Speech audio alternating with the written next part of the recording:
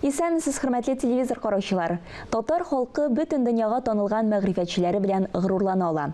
Татарстан дәүләт телевидениесе мәгърифәт нурын таратучылар турында 5 фильм әзерләде. Бүген актуаль әңгәмә сәхифәсендә әнә шул мәгърифәтчеләр турында милли тапшырулар җитәкчесе Миназим Сәфәров белән әңгәмә корырбыз. Исәнмесез, Миназим әфәнде? Хәерле көн, Азилә. Мәгърифәтчеләр турында инде бик күп сөйләнелгән дип әйтсәк тә була, име. Алар инде бар яктан, фәнни яктан тикшерелгән. Нәкъ менә шушы фильмнарның үзенчәлеге нәрсәдә? Чыннан да безнең тарихта айсберг шикелле әллә кайдан күренеп тора торган шәхесләр җитәрлек. Бу 5 аның шуның берничә бөртеге генә бу, 5 бөртек кенә бу.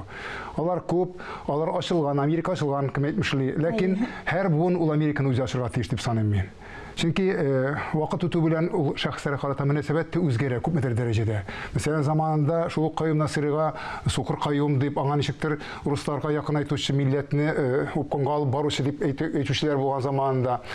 Ләкин вакыт үтү белән без аның нәрсә икәнен аңлыйбыз, ныграк аңлыйбыз. Вакыт үзгәртә, шәхесләргә мөнәсәбәтне үзгәртә. Шуңа күрә бүгенге күзлектән карау менә бу шәхесләргә. Һәм ул чыннан да Америка үзен чагышканда кадерлерәк була. Ул синең замандашларыңа, синең яшьтәшләреңә якынрак була.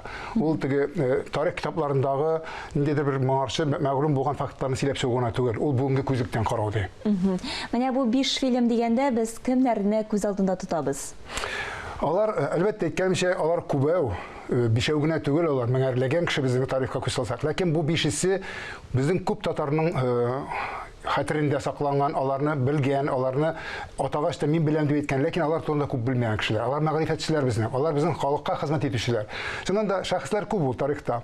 Сәясәтчеләр, патшалар ынтыла заман үтү белән, аларга мөнәсәбәт үзгәрә, ләкин менә бу мәгърифәтчеләр, халыкка хезмәт иткән мәгърифәтчеләрнең аларның бәяләре беркайчан да кимеми, аларның бәяләре артагына бара.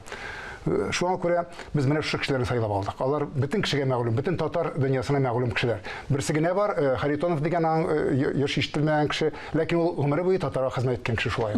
Исемнәрен атап чыгыйк әлеге мәгърифәтчеләрне. Әйткәнемчә, Каюм Насыйри, безнең Шиһабетдин Мәрҗани, Шиһаб Мәрҗаниме, Ризатдин Фәхретдин, Ишбубыйлар, данлыклы Ишбубыйлар безнең университет, милли университет дәрәҗәсенә күтәргән мәдрәсәнең нигез салучылар Ишбубыйлар һәм Иван Николаевич Харитонов, матбагачы дип әйтәбез инде. Әлеге фильмны әзерләүдә кемнәр катнашты? Әлбәттә, үзебезнең журналистлар кеше белән, үзең дә беләсең, үзең дә авторлыгың да бар. Ләкин безгә бик зур рәхмәтебезне җиткерәсем килә музей хезмәткәрләренә, сирәк китаплар, университетның сирәк китаплар китапханәсе хезмәткәрләренә.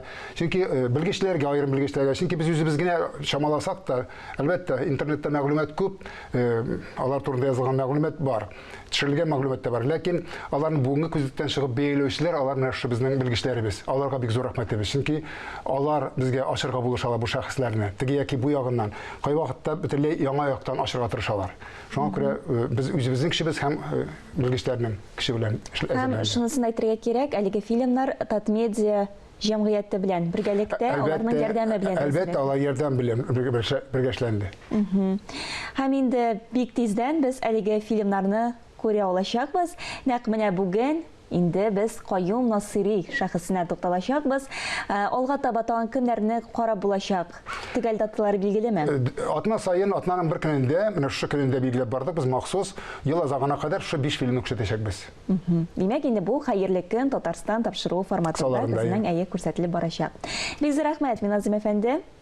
Хөрмәтле телевизор караучылар, бездән аерылмагыз. Алдагы минутларда сез Каюм Насыйри, бөек мәгърифәтче Каюм Насыйри иҗатына багышланган фильмны беренчеләрдән булып күрә алачаксыз.